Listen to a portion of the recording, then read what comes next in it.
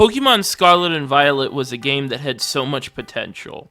The idea of an open-world game where you could battle and catch Pokemon seamlessly in that world was something very exciting to me as a lifelong fan. However, what we got was a repetitive, buggy mess of a game that is hard to recommend to anyone not a hardcore Pokemon fan. In this video, I'll be giving my thoughts about the new game as a lifelong Pokemon fan, and talking about the things I liked, the things I disliked, and the potential of future Pokemon games that follow this model. I will split up the video into sections based on the 3 main paths in this game: the 8 gyms, the 5 Team Star bases, and the 5 Titans. Then I will talk about the final section of the game and my closing thoughts. Also, spoiler warning for the entire game. The first storyline is the classic Pokemon journey of collecting the 8 gym badges by defeating the various gym leaders across the region to then face the Elite Four and become the champion. One reason I was excited for this game before release was the idea of being able to do the gyms in any order because of the open world aspect to the game. However, in reality, you aren't given much of a choice at all. Unfortunately, the gym leaders' teams do not scale. So while you could make your way north to the Ghost Gym, for example, before you face any other gyms, you would be faced with level 41 Pokemon with your probably mid-teen level Pokemon. Now, if you were to grind XP and level up to face the Ghost Gym and succeed in beating it, the rest of the game would be trivial since you would be way over-leveled for most of the other gyms and Team Star bases and Titans. During my playthrough, something similar to this scenario happened. I decided to go west to face the Bug Gym as my first gym. Once I defeated it, I decided to stay west and face the Water Gym next. I noticed fairly quickly that the wild Pokemon in the area were starting to outpace me level-wise, so I decided to do some training to level up my Pokemon. Once I defeated the Water Gym, I realized that level-wise, this was supposed to be the 4th gym. So once I went to the east to take on the Grass and Electric gyms, it was a cakewalk since my Pokemon were almost level 30 at that point. Other than the realization that there basically was an order to them and you weren't free to do them in any order, I quite enjoyed the gyms in this game. The gym leaders themselves were unique and fun, with Larry being my favorite. I enjoyed the puzzles of the gyms as well, even if most of them felt very basic and not complete, but roaming the town for Sunflora and playing Where's Waldo were very fun ideas. I was not a fan of the Elite Four, however. When you first arrive at the Pokemon League, they make you take a test. I was expecting it to be typical Pokemon where any answer you give is correct, so I intentionally gave the wrong answer, and I failed the test and they kicked me out, which I enjoyed a lot. Once I got to the battling part, I was disappointed that it was just one room, and each member didn't have their own room or area like in previous Pokemon games. I didn't care for any of the Elite Four members themselves, besides the goat Larry working his second job. I want to take this time real quick to talk about how disappointed I was in the OST for this game. The Elite Four theme is one of the worst pieces of music I've heard ever in a Pokemon game, which is a shame since most of the old Elite Four music is very memorable. Other than Iono's theme, which reminded me of WarioWare, and Nemona's theme, I didn't find any of the other music that good. Music is very subjective though, so you might have a different opinion. Once you beat the Elite Four, you face the champion. She wasn't very memorable to me, and she was not that difficult either. After you become a champion, you have to face Nemona, your rival, who I really enjoyed throughout the game. She was the new age Pokemon rival archetype who is super supportive and more like a best friend than a rival, but I liked her self-aware dialogue and the fact that she was already a champion.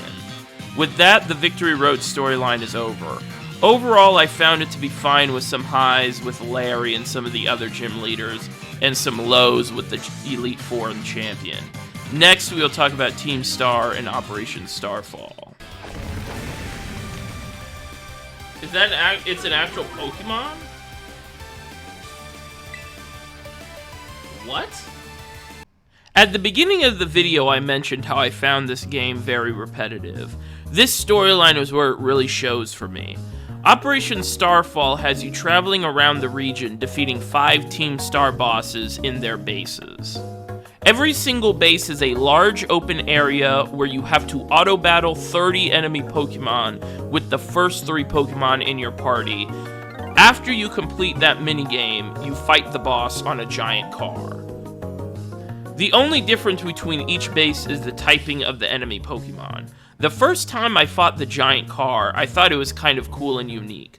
By the 5th base and boss battle with the car, I thought I was going to lose my mind.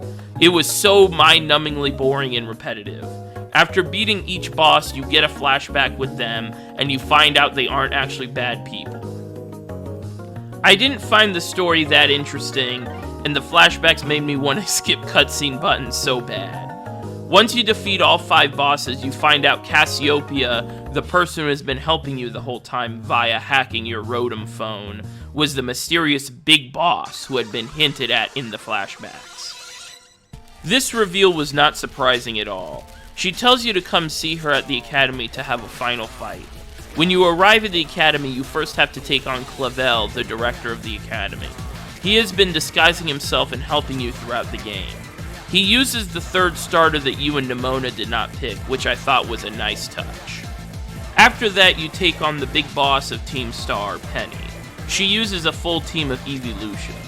Once you defeat her, all the other Team Star bosses appear, and they have a power of friendship type ending. This storyline felt very forced, like Game Freak needed an evil team, so they rushed this thing out. I wish I had something positive to say about Team Star, but the story felt so generic and predictable that I will have a hard time remembering anything about it outside of the giant car fights and the lag I experienced fighting inside the base. With that out of the way, we will move on to the Path of Legends and the Titans. The Path of Legends has you traveling to find and defeat 5 Titans who are giant-sized Pokemon and obtaining the Herba Mystica they guard. The Herba Mystica are special plants that are said to have powerful healing abilities. Arven, a character you meet early on in the game, asks for your help in getting these items so he can make food with them and help his wounded Pokemon Mabostiff. Every time you defeat a Titan, Arven will make a sandwich for his Pokemon and a sandwich for you using the Herba Mystica, which you can give to your Koraidon. Koraidon is the box legendary and mount you get at the beginning of the game. Every time Koraidon eats one of the sandwiches, he gets an upgrade, such as being able to run faster, or glide, or climb up mountains. These upgrades help you traverse the map a lot. During this storyline, you will sometimes be contacted by the mysterious professor of this region, who happens to be Arven's parent. They will be important later. After defeating all 5 Titans, Arven's Mabostiff returns to full health thanks to the herbs. He asks you to find him at the lighthouse you originally met him at, which leads to a final battle with him. His team has the 5 Pokemon he used to help you defeat the Titans, and his 6th is his newly healed Mabostiff. Once you defeat him, the lighthouse unlocks, and when you walk in, you see a message on the computer from the professor telling you to meet them in Area 0, the mysterious crater in the middle of the region. And with that, the Path of Legends is complete, and we are told to gather our friends and journey into Area 0 to find the professor. This was easily my favorite main storyline. However, the repetitive nature of the game was still apparent, with the 5 Titans following very similar formulas to each other. Now on to the best part of the game, Area 0 and the way home. Nimona, your rival, Penny, who you befriended after defeating Team Star, and Arven, who helped you defeat the Titans, all join you on your journey to the center of the region. This entire section of the game felt so unique and new for a main series Pokemon game. It really reminded me of some of the spin-off games like Pokemon Ranger or Mystery Dungeon. The entire area looks amazing as long as you don't drop frames, and though at first I found it annoying, not being able to use Koraidon to run around helped me appreciate the area even more. When you first arrive, the professor tells you to go to 4 stations around the area and power down the barrier blocking you from reaching her. As you make your way to the stations, you get dialogue between your 3 friends, which really made me wish for voice acting. I personally have been asking for voice acting for a while now, and if LEGO Star Wars can get voice acting, Pokemon can. At the second station, you run into what looks like a Jigglypuff. It attacks you, and after you defeat it, you find out that these Pokemon are from the past or future, depending on your version, and the professor has been bringing them into our time. I found these Paradox Pokemon very cool. I love that you can still recognize them, and they aren't too out there design-wise. I also like that it makes some of the older Pokemon relevant again. As you travel deeper into Area 0 and find all 4 stations, you get to the bottom where you are ambushed by many Paradox Pokemon. After defeating them, another Koraidon appears who your friends think is related to your Koraidon. He runs into the lab and you follow it. When you get into the lab, you find the professor who reveals that the real professor died a long time ago, and the one standing before you is an AI. They ask you to help shut down the time machine because the Paradox Pokemon are escaping Area 0 and could cause harm to the rest of the region. Once you get to the time machine, the professor warns you that they might attack you once you try to shut it down because of the security measures in place. The cutscene is pretty cool, and the platform where the professor is standing rises high up into the sky. They use a full team of Paradox Pokemon, and it is a pretty fun fight. After defeating them the first time, they lock all your Pokeballs and make you fight their Koraidon. You get a scripted fight where you have to send out your Koraidon, and he is able to power up and beat the other one. With the fight over and the time machine powering down, the professor gets sucked into the portal, sending them to the future past, and the region is saved. Once you escape, you get a cute cutscene with your friends as you all walk back home. And that is the end of the game. But not before the first example of voice acting in a Pokemon game, thanks to the guy from Game of Thrones in the credits.